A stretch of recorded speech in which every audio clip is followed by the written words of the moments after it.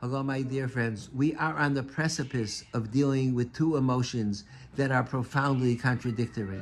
On the one hand, we hope, we've been davening for the last 2 years that the hostages should be freed and that the war should come to an end. We hope in Mirz Hashem, the peace plan that Israel and Hamas, Yamach Shemam, sign, that it should be fully implemented, and perhaps in the next 2 or 3 days all the hostages who are still alive will return to the state of Israel, and that will be such an enormous simcha. The state of Israel, it has been so fixated on the hostages, which speaks to the greatness of Klal Yisrael. There's no other people in the world when there are other hostages that countries, people have been kidnapped by hostile neighbors. People care, they read about it in the news, but it's not something that takes over their lives. The state of Israel, because the Jewish people have such profound concern for one Jew, for the other Jew, that's been the overwhelming emotion of concern for the past 2 years, that the hostages should go to freedom. The entire country has been fixated on that. So what a tremendous simcha that will be when that trauma finally comes to an end. That's one emotion. But on the other hand, how could we forget all the pain and suffering of the past 2 years? How could we forget the 1,200 innocent Israeli citizens that were murdered on October 7th, on Simchas Torah 2 years ago? How could we forget the 913 pure souls, the members of Tzahal who were protecting the state of Israel, that perished in battle in the last 2 years? How can we forget all the soldiers who we've experienced, who've been wounded, and the casualties? And how can we forget the pain and the suffering, the intense pain of suffering of all the families that either are waiting for the hostages to return, or hostages that will never return, or even the pain and the suffering of the hostages themselves who will return. The Gehenna they went through is beyond imagination. So there's these two emotions of tremendous elation and simcha is going to be competing against tremendous sadness and depression and trauma. How do we synthesize? I don't know, synthesize, but how do these two emotions coexist together? If you read the Sefer of Kehelos, which we're going to read Kehelos this Shabbos, Kehelos highlights the fact that in life there are conflicting situations. Kehelos says, "L'chol zman v'eis," everything has its time.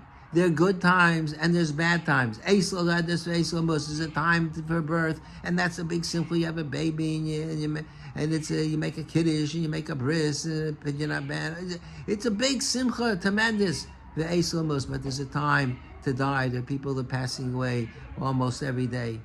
The eis livkos ve'eis lischok. There's a time to cry. You go to a vaya, you go to a funeral, or you see people that are in pain and suffering. It's time to cry. Ve'eis lischok. There's a time to be joyful and celebrate. Eis sapo. There's a time to eulogize. Ve'eis lirkod. And a time to dance. So these two emotions are always present in life. But even so, that Kehelos is talking about, says that there's each one has its own time. So when something good happens, you celebrate, and when something difficult, so you're sad. But we're dealing with them simultaneously. They're both going to be right, staring us in the face. The wonderful joy of the hostages being released in the end of the battles and the wars and the displacement of so many people in Israel. And the trauma and the tragedies and that are not going to go away. So how do we deal with these two conflicting emotions? So I would suggest that Sefer Kehelos provides the answer to this question, because Kehelos is really a mystery. Kehelos was written by Shlomo HaMelech, and we read it on Chol Hamoed Sukkos. Why do we read Kehelos on Sukkos? Kehelos is perhaps the most depressing book ever written. It talks about everything in life is vanities of vanities. It's hevel. It's like the word hevel is like the breath that comes out of your mouth, the air, it's nothing. There's nothing there. Everything is worthless. Nothing has value. Nothing has any lasting permanence. What good is it that person toils? People spend their whole life building and constructing. They build homes and they spend a fortune, $1 million, $2 million, whatever it is, and they decorate their homes and they work hard and they sacrifice so much time in order to become wealthy and to have money in the bank and all the things that the cars and all the things that they want to experience. And then people get older and they no longer could function, and then people eventually pass away. And so what happens? So Kahal says, Dor halach v'dor ba. So the generation leaves, so then there's a new generation. So what's the good of what? And that cycle keeps on repeating itself, because the earth is forever. That means the earth sees the cycle.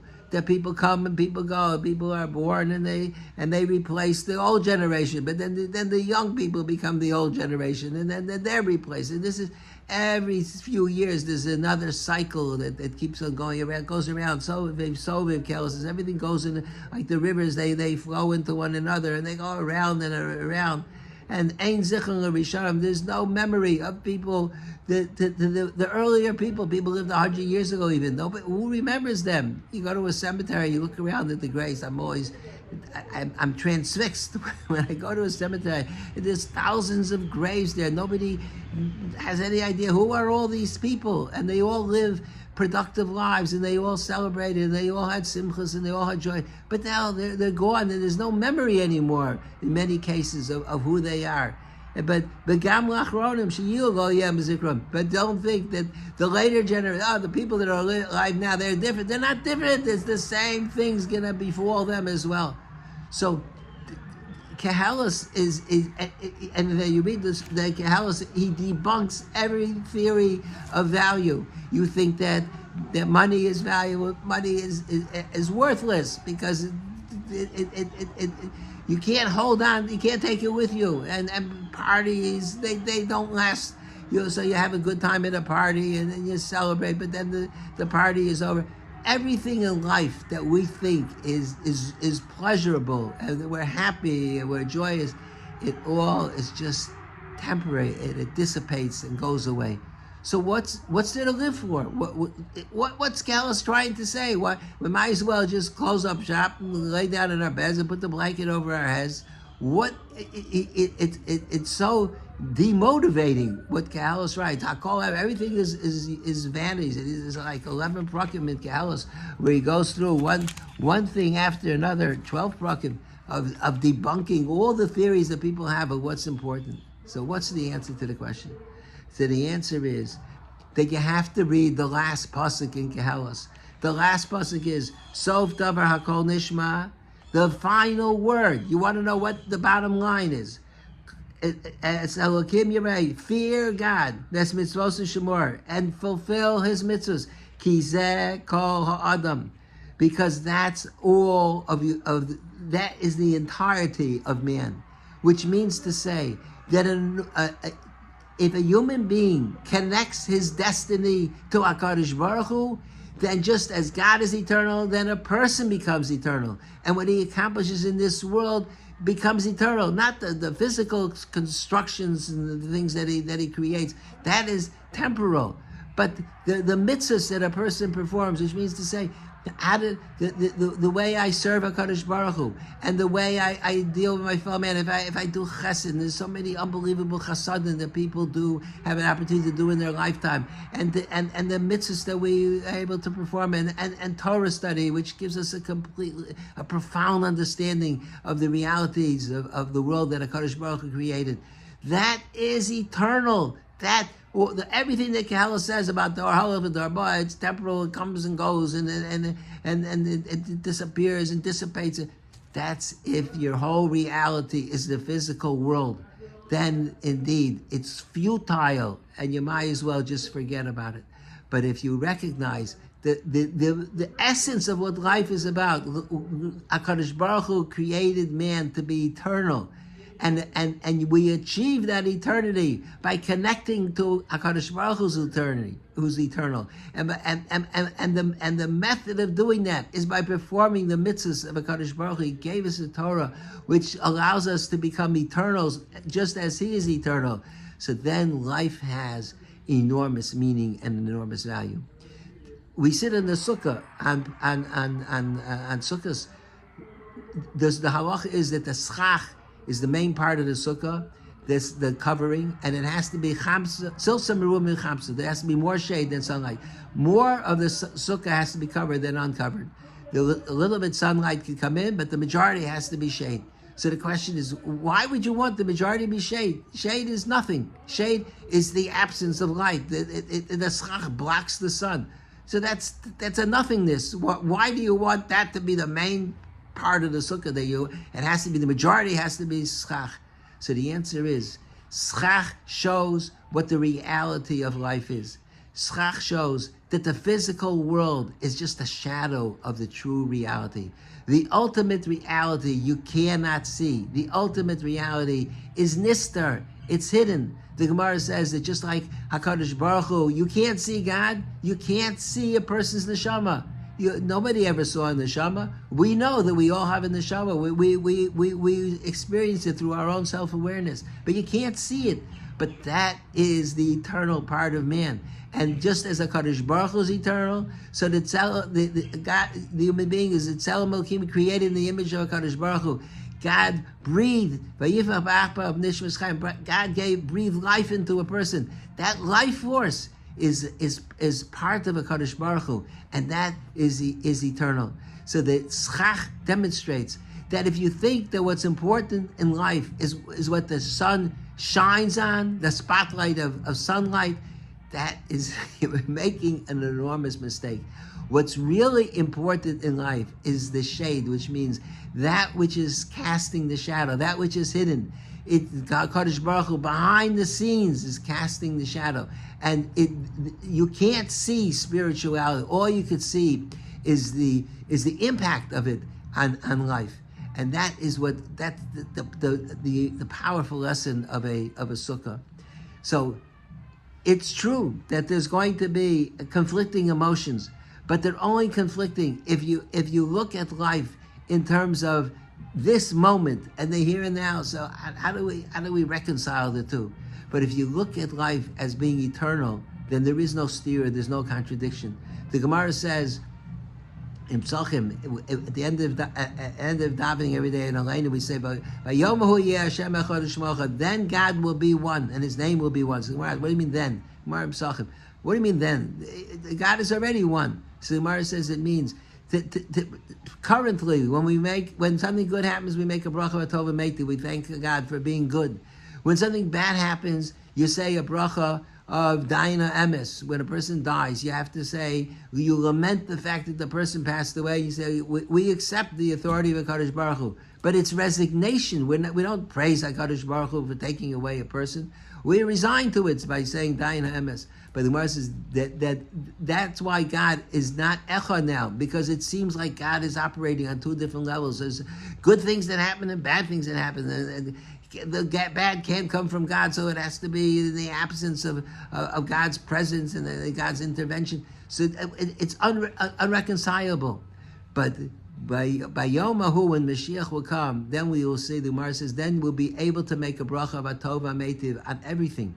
Even that which in our lifetimes we thought that this is not good, that this is painful, this is unpleasant, this is bad. Everything that happens to it, if you look at it from the perspective of eternity, the perspective of HaKadosh Baruch Hu, everything in life has a purpose. Everything has meaning. You could look in Eretz Yisrael, as painful as the past 2 years have been, you could see there's so much unbelievable good that has come about. The religious emotions of the people. I mentioned we had a show at a Simchas Beis HaShoeva recently. You watch the videos of the dancing and the singing in Eretz Yisrael. It's so profound, so much more depth that they have than we have. Because when you go through such difficult experiences, the connection to HaKadosh Baruch Hu is so much more powerful. and the feeling that tefillah makes a difference, and that we could talk to HaKadosh Baruch Hu, and it's real and it comes alive. So there's so many positive things that have occurred in the past year. People's emunah has been transformed and strengthened, and people's bitachon. But there's so much pain that it's hard to understand what's the purpose of everything, of all that suffering. But there will come a time when we will recognize that what we see in this world is only tzil. It's only a shadow. It's not the true reality. The true reality is, God ultimately will see He's one, that there's only good that emanates from HaKadosh Baruch Hu, and everything that happens in life has value and purpose. Every small deed, every little thing, every turn of a finger, everything is significant and important in life, and that is the concluding phrase of Kahalas. So yes, it's true that in our current state, it's going to be difficult to live with these two emotions. But the message of Sukkos is so powerful. Tzilsa meruba michamsa. You have to have at least the awareness that the shade is more than the sunlight. The sunlight is deceptive. The sunlight is the light that's cast on the physical world. That's a deception. That's not the real reality, because that is only temporary. That's short-lived. But if you want to understand the true reality of life, it's what the shade reflects, that which is hidden, that which we cannot see, because that indeed is eternal, and that is the greatness of HaKadosh Baruch Hu, and that's reflected in the greatness of man as well. Thank you for listening, and I wish everybody a good Yontif and a good Shabbos. We should only celebrate times of joy and simcha together.